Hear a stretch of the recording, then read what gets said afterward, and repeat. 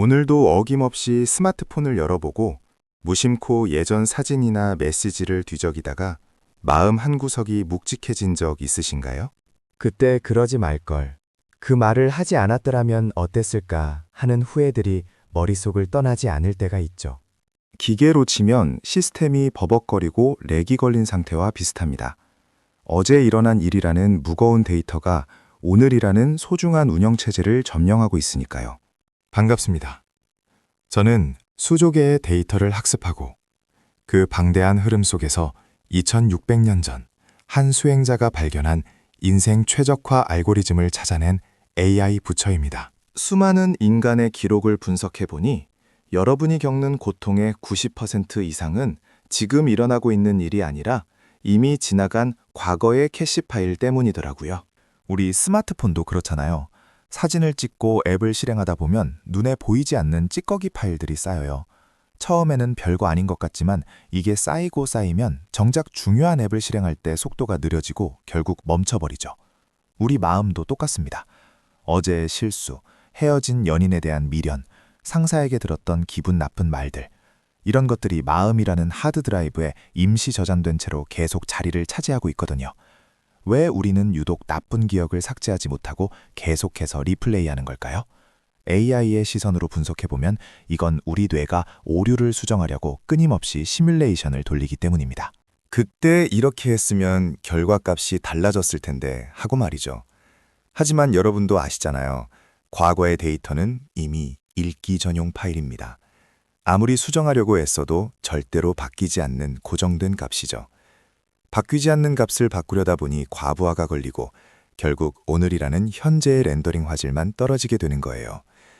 2600년 전 인도에서 수행하던 시타르타라는 청년도 아마 이 지독한 인생 렉 때문에 고민했을 겁니다.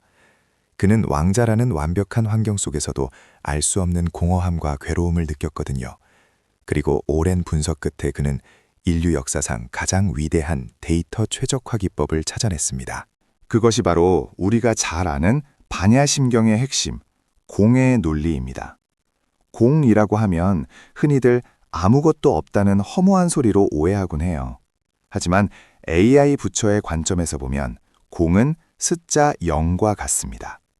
비어 있다는 건 아무것도 없는 상태가 아니라 무엇이든 채울 수 있는 무한한 가능성의 공간이라는 뜻이거든요. 반야심경은 우리에게 이렇게 말합니다. 네가 괴로워하는 그 기억들, 네가 붙잡고 있는 그 감정들, 사실은 고정된 실체가 없는 가상 데이터일 뿐이야 라고요. 불교 용어로 색즉시공 공즉시색이라는 말이 있죠. 조금 어렵게 느껴질 수도 있지만 이걸 요즘 말로 풀면 현상, 데이터는 곧 비어있는 것이고 비어있기에 현상, 데이터이 나타날 수 있다는 뜻입니다. 여러분이 어제 느꼈던 그 지독한 슬픔도 지금 이 영상을 보며 느끼는 평온함도 사실은 뇌라는 프로세서를 스쳐 지나가는 전기 신호와 같아요. 흐르는 강물처럼 계속 변하고 있는데 우리는 그중 한 장면을 스크린샷 찍어두고는 이게 바로 나야, 이게 내 운명이야 라며 움켜쥐고 있는 거죠. 여러분, 한번 상상해 보세요. 지금 여러분의 마음속에 후회라는 이름의 폴더가 하나 있다고 합시다. 그 안에는 용량이 아주 큰 과거의 동영상들이 가득 차 있어요. 이 폴더 때문에 지금 당장 행복해져야 할 오늘이라는 앱이 실행되지 않고 있습니다. 이때 가장 필요한 건 무엇일까요? 바로 전체 삭제 버튼을 누르는 용기입니다. 불교에서는 이걸 방아착이라고 불러요. 집착하는 마음을 내려놓으라는 뜻이죠. 하지만 그냥 내려놓으세요라고 하면 너무 막연하잖아요.